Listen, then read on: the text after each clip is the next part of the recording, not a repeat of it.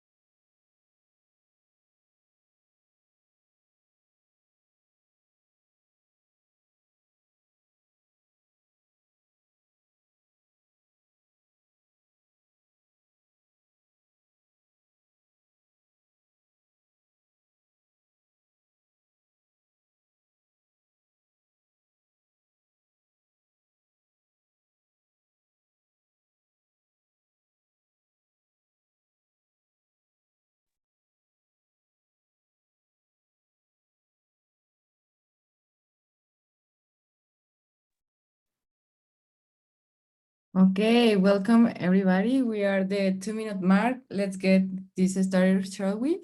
Good morning, good afternoon, everyone. Thank you for joining us on this wonderful day. Today we have Bethany Hilton with us talking about crucial conversations leading with emotional intelligence.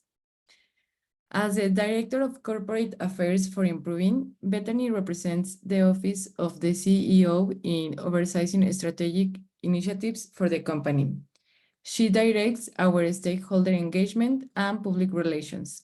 She has previously served on the board of Conscious Capitalism Dallas and is an active member of the nonprofit and the international community. She regularly speaks about the topic and has supported the launch of local chapters around the country. She has recently been named event chair and producer for the annual International Conscious Capitalism Conference. The microphone is yours, Bethany. Thank you so much. Hello, everyone. Happy Wednesday. I know it's different time zones in different places, but thank you all for being here. So a little bit about myself. I've been with Improving for 8.5 years. I started with the company when we were just 300 people. So it's been really incredible to watch the growth and all that, the amazing things that have occurred, and really just the wonderful new team members that I get to work with. And so I really love this topic. This is one of my favorite books. I think I started reading it like 7 years ago.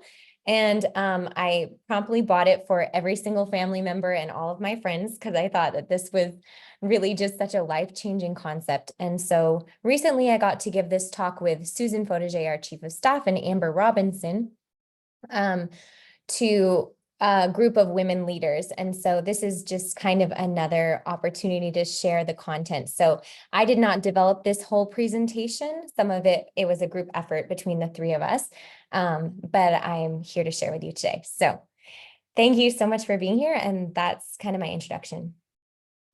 I think it's always really valuable to start with definitions. We can go to the next slide. Because there's just such an opportunity for us to all get on the same page. Can we go to the next slide, Maurice? So I would love for us to talk about what is a crucial conversation? What does that look like? What does that mean?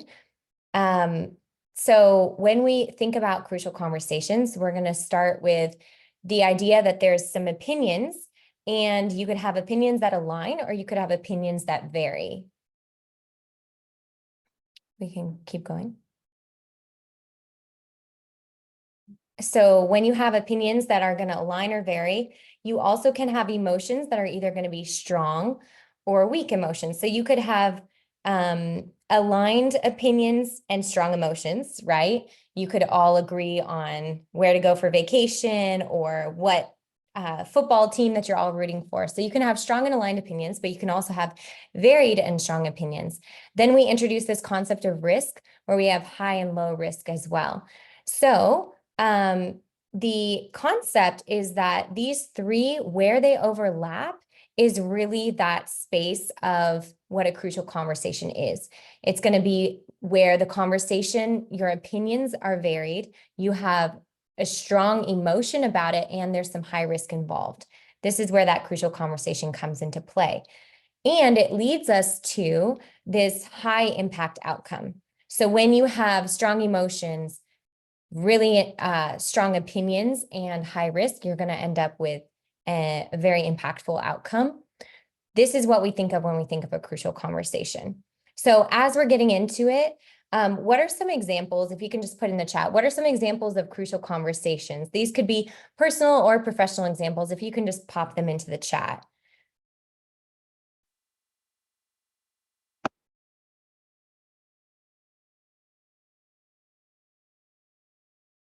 So if anybody has any, these might be things like, yeah, great. Thank you, Anthony. Seeking promotion. This can be delivering challenging feedback to people that you are either reporting to or that reports to you. This can be interpersonal relationships. This can be sharing, when you end up being upset or something has happened in your personal relationship. So there's many, many times throughout our lives that we encounter these crucial conversations.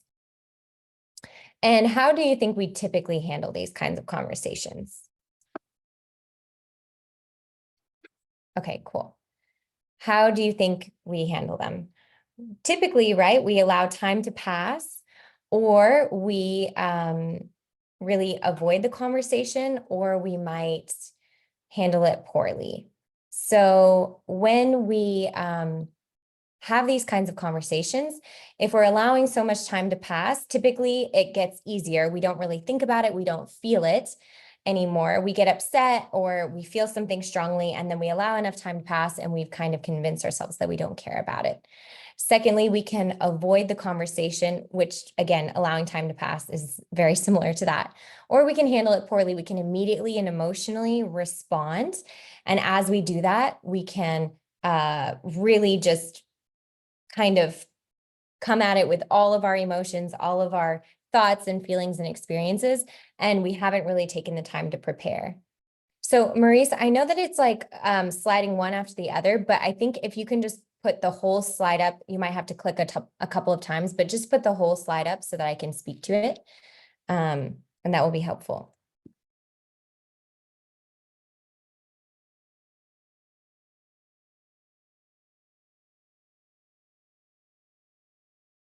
Did we just lose the presentation?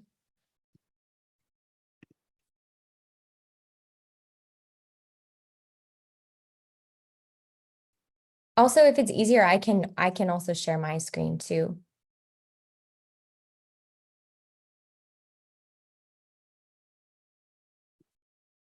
Maybe that will be easier. Let me try. Apologies, everyone. I think just one moment, technical switch around, 1 second.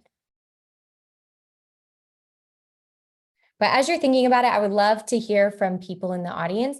When you have a crucial conversation, what are the chances that you avoid it, that you allow time to pass, or that you handle it poorly? What are you more likely to do? I would love to know while I figure out how to share my screen.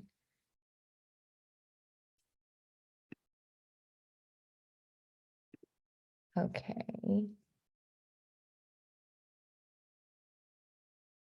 Okay.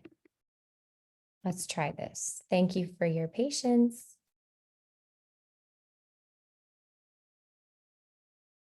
All right, we handle it poorly, we avoid, we allow time to pass.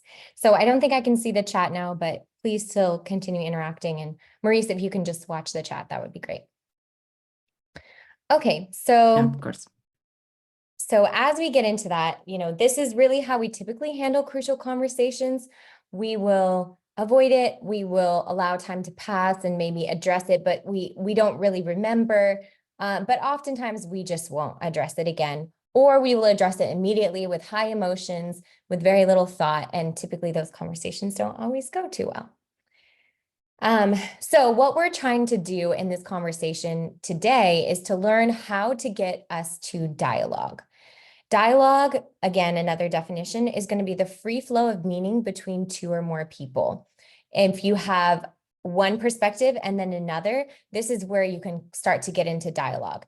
Now, typically, and I don't know if perfectly, I'm sure you could have dialogue if both people agreed on something, but for the sake of this conversation, we're thinking of dialogue as two varying perspectives and from two different parties. So one of the important things to do is we really want to create what we call a shared pool of meaning.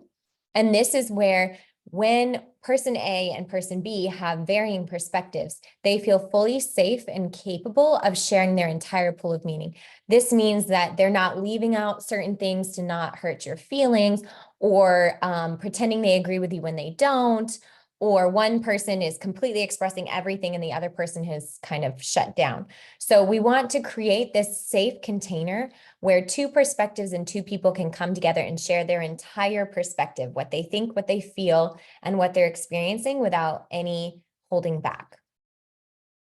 Now, there's a way to do this. And how would we do that? That's kind of what I would like to share. So there's this fool's choice that we think about where you have this idea that you can either tell the truth or you can keep a friend. Now, again, in the chat, if you want to share, what are you more likely to err on the side of like, you know what, I'm going to tell the truth, even if it hurts people, or even if they don't like me, I am a truth teller. Or you're the person that says, you know what, I'd rather keep a friend. It's for other people to figure out, on their own. I'm not going to be the one to provide feedback. So oftentimes, and just reflect on your own which one you are more likely to lean towards. But in this kind of a situation, there's really a third option, and that's what we're here to talk about. It's not that you just tell the truth or you just keep a friend. There is a way to tell the truth and keep a friend. So as we're trying to get into this shared pool of meaning, we're going to start with heart. If we want to create that meaningful dialogue, we really need to create a lot of safety for other people to be able to navigate that scenario. So we want to create a healthy container that conversation can happen inside of. And we start to build the container by starting with heart. And this is where preparation is so, so valuable. If you start with, what is it that I really want? And again, I recommend journaling is such a great practice before a crucial conversation and afterwards. So if you're going to have a 30-minute conversation that's going to be challenging, I recommend at least 15 to 30 minutes prior, or 15 to 30 minutes of preparation for that meeting. This idea of like sharpen the knife twice and cut once, right? So when you think about these kinds of questions, what is it that I really want for myself in the long term, for others in the long term, and for the relationship? A relationship is not just one or two of the parties. It's actually the separate entity that you both create energetically together, right? So me and my mother have a different relationship than me and my sister. And that relationship also needs its own caretaking, not just the other person. So taking the time to think through, what is it that I really want in the long term? And then also, what do I want for others? Secondarily, you can ask yourself the questions, is the approach that I'm taking, if you are already in the conversation, or if you're preparing, is the approach that I'm planning to take, am I acting like this is what I really want? So if I tell myself, I really want to develop a stronger relationship with my mother, is not responding to her voice messages or phone calls, is that really behaving like what it is that I really want in the long term for the relationship? So You can ask yourself, am I acting like it? You can also ask, what should I do right now to move towards what I really want? Because often we get into these dialogues and we start to lose track of why we were there in the first place.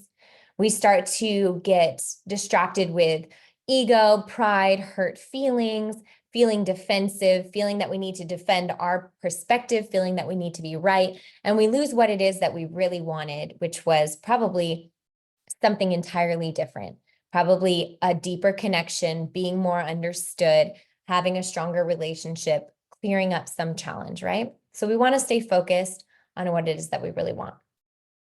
Alternatively, it's really valuable to call out, whether in writing or in your head beforehand, what is it that I really do not want?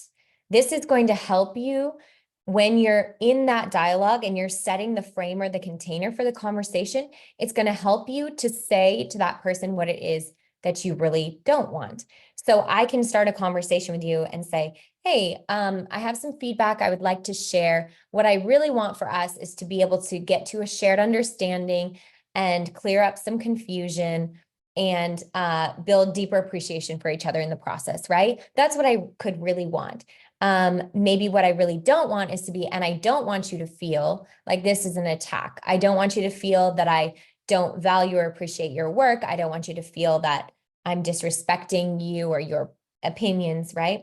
So when you call out what it is that you really don't want, it helps the person prepare for the possibility that they might feel that and to know that that's not what you meant. So if you say, I don't want you to feel attacked, if they start to feel attacked in the conversation, there's still a part of their brain that's going to be like, oh, she didn't want me to feel that way. This was not her intention. So calling out your intention and calling out what your non-intention or what you do not intend is very valuable. And we have an awesome tool. Feel free to reach out to me if you're interested in this, or if you haven't seen it already, called the Performance Journal. This is something that Improving shares a lot internally. And typically it's thought of as something to do after a conversation has happened or something triggering has occurred, to describe the facts of the situation, your thoughts, the behaviors, what you were feeling during it, and then kind of the results. So you separate all of those pieces versus making them all one hodgepodge soup. So you could get into these kind of key insights, and then you can also start to shape your future of what is it that I really desire? How would I want to approach this differently next time? What are my action steps? All of that. This is a tool that you can actually use in preparation for a crucial conversation, not just when something has already gone wrong. You can prepare yourself and say, okay, the conversation that I'm trying to have, this is what I'm thinking about it. This is what I intend to do. This is how I'm feeling. So that way, when you are in the dialogue, you can call those things out. And again, something I always say is that any feeling is valid and valuable to experience. There's no wrong or bad feelings, but it is important to not throw or project all of our emotional state onto everyone else. So if you're feeling angry, you can certainly feel angry, and that, is something for you to navigate and to own and understand that that's happening. But it doesn't mean that you have to slam cupboards and, like do the silent treatment and all of that. You can very much express what you're feeling through words rather than through actions. And this is going to create a lot more safety for people. So if in the conversation, you're like, hey, I'm coming to this conversation, I felt triggered by what you said, or I felt hurt by your behavior the other day. It's much easier for someone to hear that you felt hurt than it is for them to feel that you felt hurt, if that makes sense. So when we project our emotions outward, instead of expressing them outward, that can definitely create more challenging environments to create dialogue in. And if there's any questions, Maurice, since I can't see the chat, just feel free to interrupt me and call them out. So this is a great way to really prepare yourself for that dialogue. And then once you're in the dialogue, this is where you want to create safety. The way that we have shared meaning from both parties is that they feel safe to share their perspectives, their opinions, feelings, and thoughts. Now, you could start out, you could set the container really well, and there could be a lot of safety. And then when you get into it, you can start to feel that it's becoming unsafe. This can be people's body language, raised voices, shifts in the energy. Definitely, you can start to feel when safety is being lost. And oftentimes, when safety is being lost, people start to focus on the content. And they keep going with the content of like, this is what I'm trying to say, this is what I'm trying to communicate. But we want to set the content aside when we start to see these safety risks, and we want to take care of the container yet again. So we go back to the container and we leave the content. So if we're talking about where we're going to eat dinner and it's starting to get a little bit heated, we drop the discussion about where we're getting dinner and we go to what's deeper. Is like, how do we build that safety? So the first risk signals, or some of the risk signals, depending on the personality that you'll see, that will indicate safety is being lost, either for yourself, you can exhibit this behavior, or for the other person you're in the dialogue with. So if you start to feel defensive yourself, or you go to silence, right? You're masking, avoiding, withdrawing, you're just saying, appeasing, saying, oh, yeah, okay, when you don't really think that. Or you're going to violence, you're controlling, you're attacking, you're labeling and saying, well, you never, you always, right? All of those things, whether you're experiencing them from the other person in the conversation or you are expressing those yourself, when that starts to happen, your barometer for the safety should like kind of your little like timer should go off and be like, oops, gotta recreate that context of safety. And there's some ways to do that. But before we go into that, again, if it's always great to be self-reflective in these kinds of environments. So when you are in a crucial conversation, what percentage of the time do you go to silence?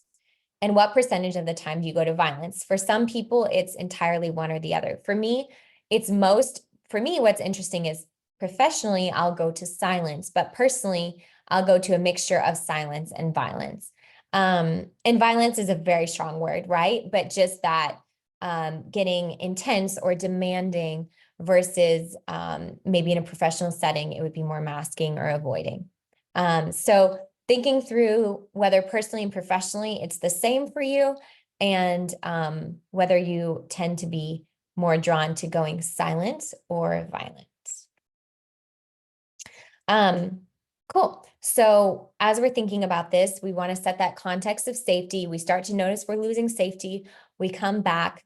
How do we reset that container? And this is where we go back into mutual purpose and mutual respect. So you started out with somewhat of a mutual purpose, saying, this is what I intend for this conversation. This is what I don't want, all of that. Now, as you get into it, you can start to come to points of contention. When you get to a point of contention, as difficult as it may seem, there is always actually a point of agreement within that point of contention. So if we think about politics, we've got extremely contentious situations, but if you go deep enough and far enough, hopefully, right, the context that everyone could agree on is that, and that's its own interesting thing. But as we get down to that, really that initial purpose is to provide quality of life and to care for people. And so, for example, in a career setting or a workplace, you could assume that you're both trying to do a good job. And even let's say you have someone that is on your project and you feel that they're actually actively trying to sink the project. Even there, you could find a mutual purpose that like they care about their self-image, or they care about being able to take care of their family just the same way that you do. So if you go deep enough, you can find that mutual purpose to then rebuild back up. So you can say, you know what? We both clearly care about the quality of this project. We're just not agreeing on how to get there.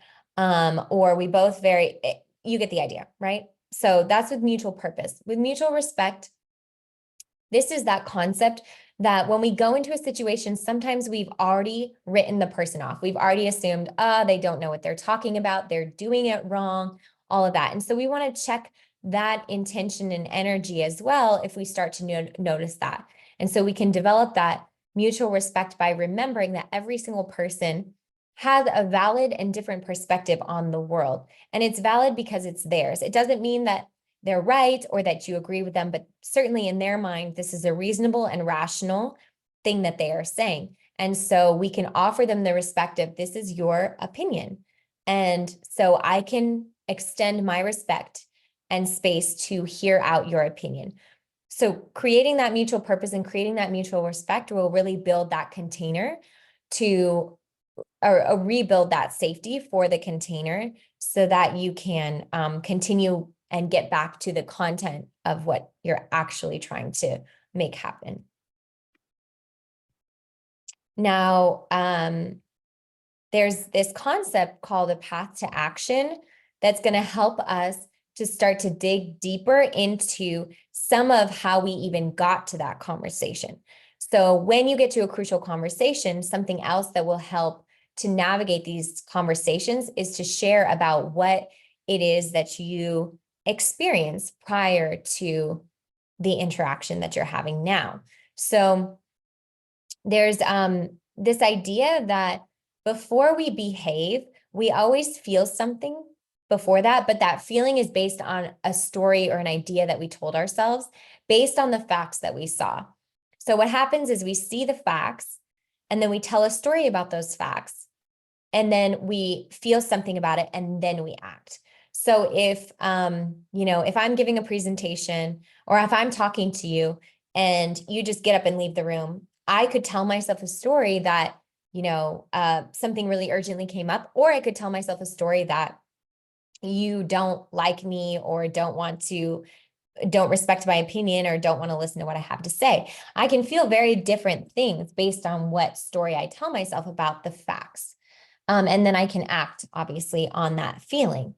So when this is happening, it's really important for us to know our own path to action as well as others' path to action. So when we're approaching these conversations, we can share our path to action with the person that we want them to understand where we're coming from. When we see and hear something, the facts, we rarely ever just stick to those. So once it's, again, and this is something you can journal too, you can write down, what are the facts? What is it that I saw and heard? And then you can ask yourself, what is the story I told myself about those facts? And then notice, what is the judgment that I made? Did I assume this is good or bad? Did I assume this is helpful or not helpful? And then how did I act afterwards? So when you come into the conversation, you can share, let's say, I noticed that you left the room and that I told myself a story. And I have a group of friends that I really love it. They actually use this exact phrasing. They just say, I'm telling myself a story that. And so it's a way to own your experience and your perspective and know that it might not be true. So I can say, I saw you leave the room. I told myself a story that you were no longer interested in what I was saying. That made me feel not appreciated, not valued. And so I kind of distanced myself from you, right? And so if you share that path to action with someone, they can come back and, share with you maybe a different path to action that they had, or really what was happening, or they can agree with what you shared and you can work on how you felt about it, right? So being able to really understand this path to action is going to help you to be able to communicate it as well. And then if you're trying to understand someone else's behavior, this is where you can start to unpack someone else's behavior by figuring out, okay, this is how they acted. And you can ask them the questions, what were you feeling about that? What did you tell yourself that meant? We are, as human beings, we're meaning-making machines. We assign meaning to everything that happens. And so when you're working with someone else's path to action, you can say, okay, these are the facts, right? Okay, we agree on the facts. So what meaning did you make of those facts? And then how did you feel about that? And then this kind of helps you to understand someone else's path to action. A quick note that's really valuable is to watch for victim stories, right? Or villain stories, that it's not my fault, or it's all your fault, or the helpless story that there's nothing I can do. So it's very easy for others to get into these, and also very easy for ourselves. So we want to watch for our own clever stories where we play the victim or we play the villain, or, assuming everything is our fault, or we assign someone else the role of villain or we just assumed this was the only thing that we could do, knowing that, you know, in the world, there's always more than one option. So that's important to do. And then the other idea is to tell the rest of the story. So oftentimes we isolate an incident and we don't look at the full picture of the relationship, of what's happening in that day. And so when we zoom out a little bit for some more context to what happened, it can help us to really understand what occurred and what other parts might be at play. So remembering to tell the rest of the story and not just telling this one small behavior has now shaped everything about that relationship. It can be very easy to see one thing and just make it everything. Yeah. So as we talked about, you've got your path and others' path, and then you want to share your path. So we kind of covered this, right? But sharing your facts, telling your story, you don't have to apologize for the story that you're told yourself. Again, this is a place where you can just be confident and just, this is what I noticed, and this is what I told myself about that, and this is how it made me feel. And that's a valid experience it's valid because it happened. And so when we own our experience, then we can, if we want to, work to shift and change that. So we definitely have some time for questions here in a bit, but just a few takeaways that I wanted for all of you to have is this idea that we have a pen, right? And this is the concept that is pulled from the book Crucial Conversations, and I highly recommend everyone read that book. But when you have a pen, when you're first born, right, you don't really care what other people think. You don't really have a perspective about wanting to be better than someone else, or whether people agree or disagree with your decision to like jump around, you know, jump off the couch or play with your toys. You very much are guided by your instincts, your curiosity, your joy. And so you are kind of creating your life. You don't take as much input from other people into what you're supposed to be doing initially, but then very, very quickly, you start to kind of give your pen away, right? So you're a little kid, you're writing your own story, and then kind of your pen gets taken away because you start to notice mom and dad's facial expressions and their behaviors, their yeses, their nos. You get into school, you learn these systems that tell you how you're supposed to behave, how you're supposed to think, and how you're supposed to feel. And so we start to lose that self-direction. We also start to get highly, sometimes self-critical, sometimes also hyper anxious about other people's perspectives and opinions of us, and even sometimes perceived opinions, because we can't always know what they think of us. And so it kind of becomes this time, this experience where we've given away our pen, where we've allowed someone else to write what is, you know, what they think of us, and then therefore how we should think about ourselves, or whether they're judging us for something, and then maybe we would judge ourselves. So this is an opportunity, and as you go about your days and all of that, to just actively, and you can even, sometimes tokens or symbols are really helpful. You can even take a pen and just like be like, I'm taking back my pen. So this is a really important tool to have during a crucial conversation, where sometimes you'll hear some really, really difficult feedback. And it's important to be able to take that information and look at it objectively, but without instantly absorbing it into your story. So they use this example in the book of this group of prison inmates that they sit around, and once a week they sit down and they deliver like very direct, clear feedback to each person about, you know, things they might need to change or grow in, all of that. And you don't respond to it, you just receive it. And then you receive all this information, and then you go back to reflect on it later. And the way that they describe it that I really love is this idea of like the feedback, all that feedback is a gift. It's like a big gift bag of things, and you can take it home and take it out one by one and decide what you want to keep and what you want to give away. What feels like, you know what, that was valuable for me. That's true. That's important. That's something I need to reflect on and change and grow. Or, you know what, I think that was a projection of their own thoughts and experiences. I don't think that that actually applies to me, and I can remove that. It's my pen, it's my life story, and I can choose how I want to feel and what I agree to think about myself. So this is an opportunity to, every crucial conversation is an opportunity to receive that feedback from other people, that shared pool of meaning, their opinions and perspectives, whether about you or the world situation. And you can collect that all in a little gift bag in your mind, and then you can go at a later time and unpack and review it. So this is also sometimes a good idea to, like, when you have had some of these exchanges or dialogues, to agree to meet a second time to talk through it, depending on the intensity level of how much the opinions vary or the emotions or how high risk it is, to really have that first dialogue where it's almost a brainstorming session of just sharing your pools of meaning, receiving and thanking each other for that, clarifying what your mutual purpose is, that you respect each other's opinion enough to be in this conversation. And then maybe meeting up a second time to really make decisions and decide how you'll move forward.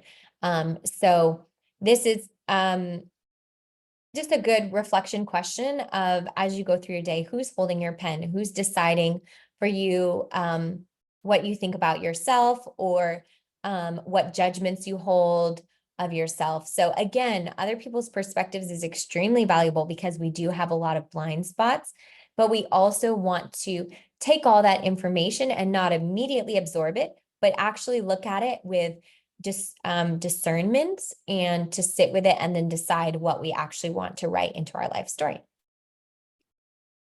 So to recap, we just have some of these concepts, right, from the book, but the biggest and most important thing is to be able to create safety, to be able to bring our full shared pools of meaning to these high risk, emotional, varying opinions conversations.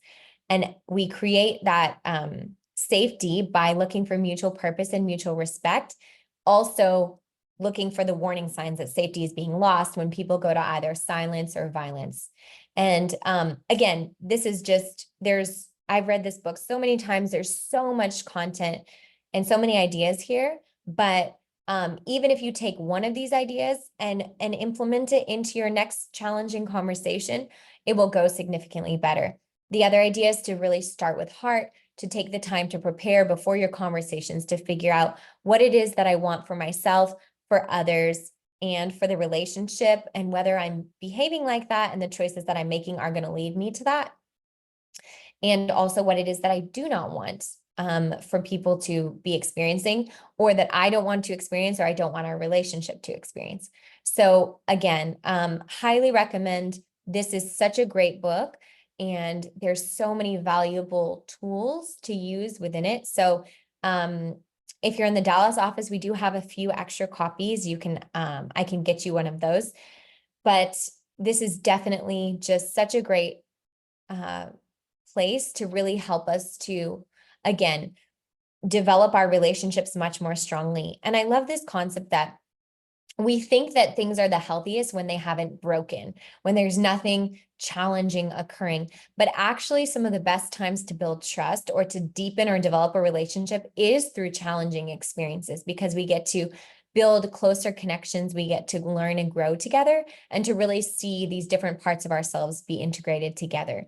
So again, crucial conversations can be so challenging and sometimes really scary, but they hold so much value and really keys to deeper, healthier relationships with personal and professional, where we get to really express our full experience and hear from others their truth as well. So this is the book. They have the 3rd edition out. Also, if you don't have time for the book, you just go online and Google Crucial Conversations and watch some of their videos. They're going to have short videos, examples, all of that. Take some time and really dig in with the material if it interests you, because it has definitely been probably one of the most life-changing books that I've read in my adult life. So that's all that I have for you all today.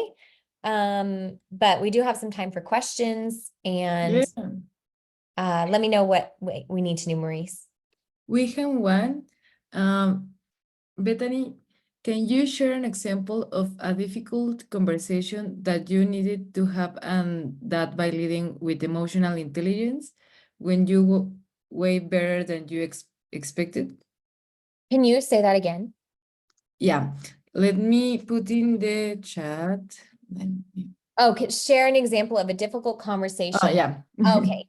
And that went way better than you expected. Yes, I have many examples. Let me think. Um,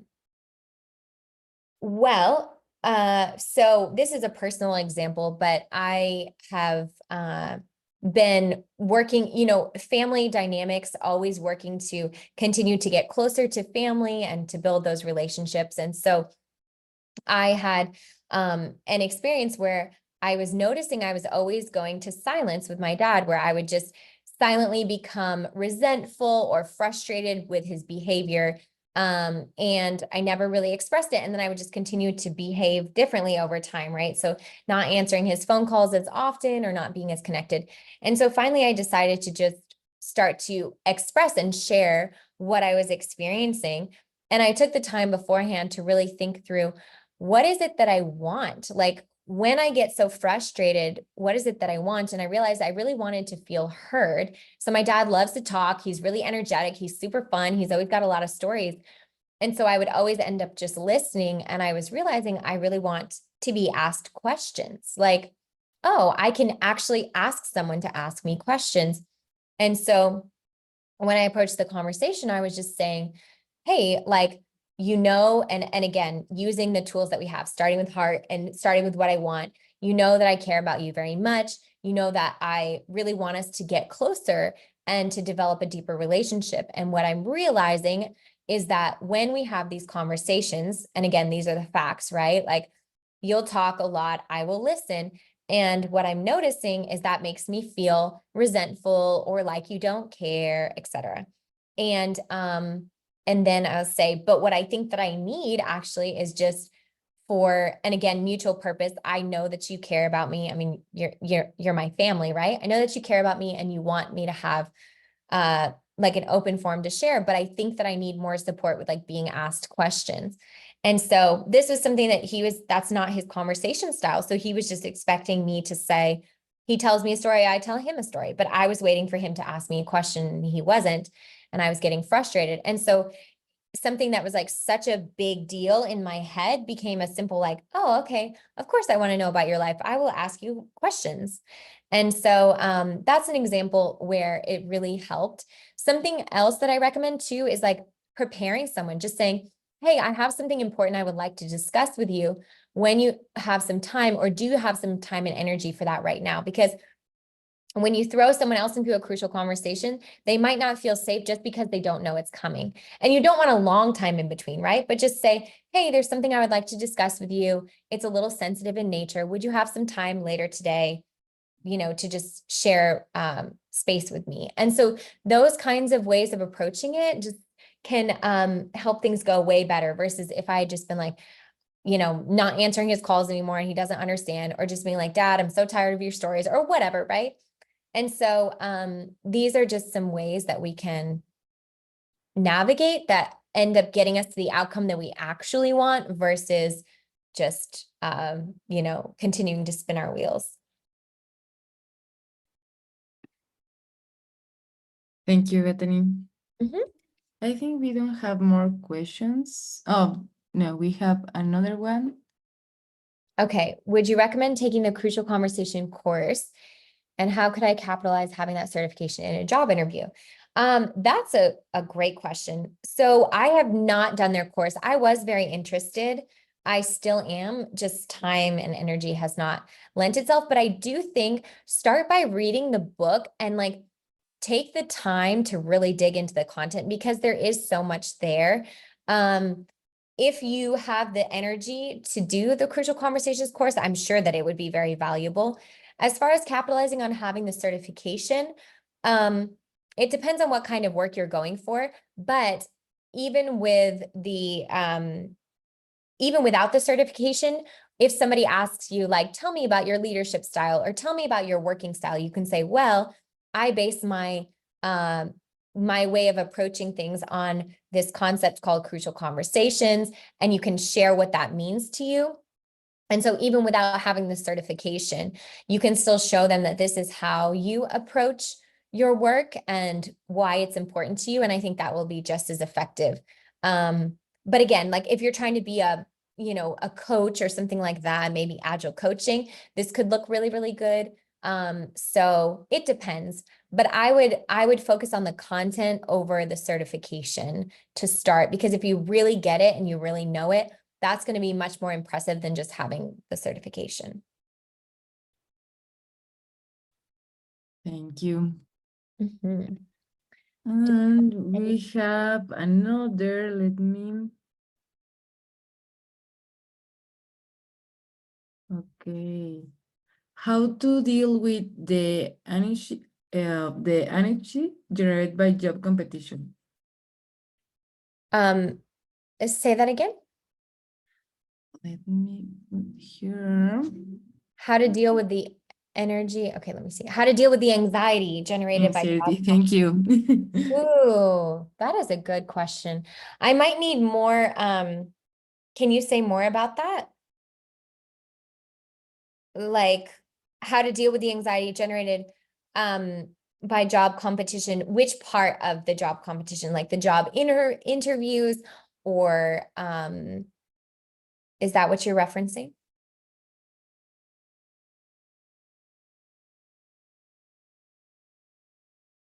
Let me check if the person asked, put another Because comment. I have not really related to this topic, but definitely stress and anxiety is a huge part of our modern day life and experience. And so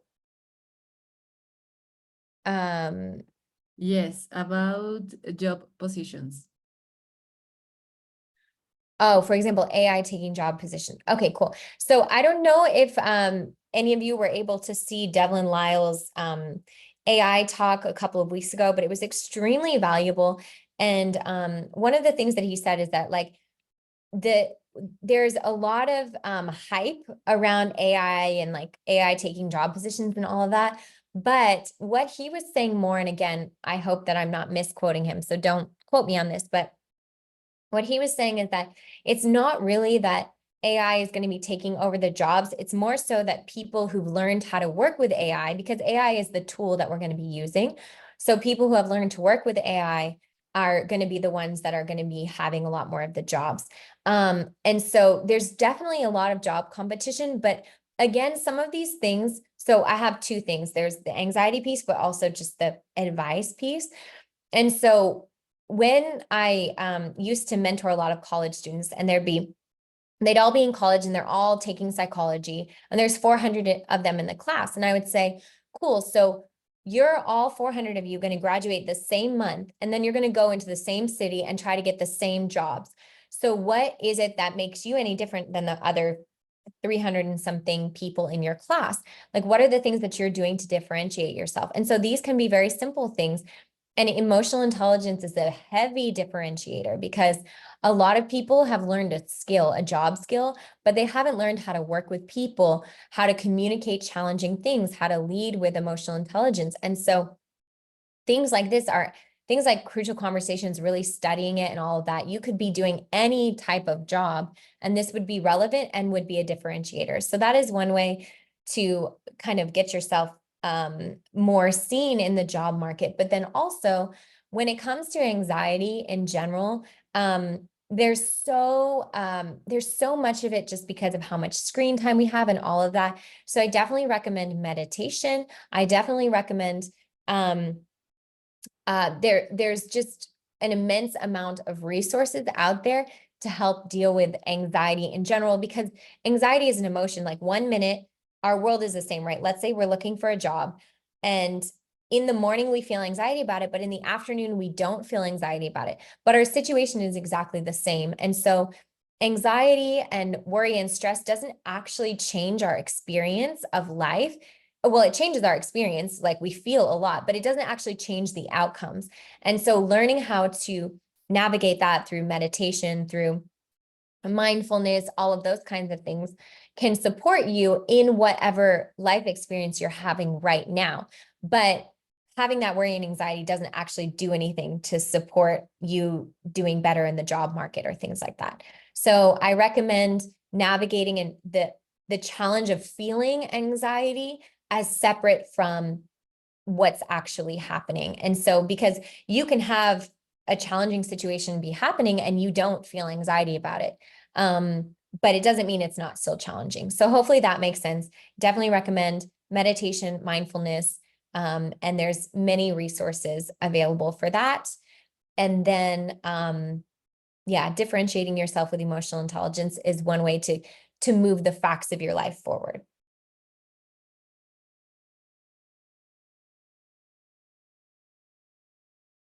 Yes, and if you have further questions, feel free to reach out to me on LinkedIn or via email.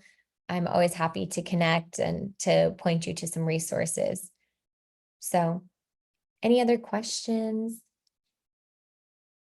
I don't see more in Q&A and in the chat. Yeah. Well, thank you very much. Thanks for being here and taking your time to learn about this.